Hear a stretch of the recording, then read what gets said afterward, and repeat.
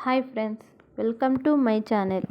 ఆంధ్రప్రదేశ్ ఉప ముఖ్యమంత్రి, జనసేన అధినేత పవన్ కళ్యాణ్ ఏం చేసినా, ఏ నిర్ణయం తీసుకున్నా అందులో ప్రత్యేకత ఉండేలా చూసుకుంటారు. రాజకీయాల్లోనూ తను డిఫరెంట్ అని నిరూపించుకున్నాడు పవన్ కళ్యాణ్. పార్టీ నడపడం కోసం సినిమాలు చేసి తన సొంత డబ్బును ఖర్చు పెట్టి జనసేనను నిలబెట్టారు. బలవంతుడై శత్రువులను ఎదుర్కోవాలంటే తన బలం చాలదని భావించిన పవన్ టీడీపీ, బీజేపీ కూటమి కట్టారు. ఆయన చేసిన కృషి ఫలితంగా ఎన్నికల్లో ఘన విజయం సాధ్యమైంది.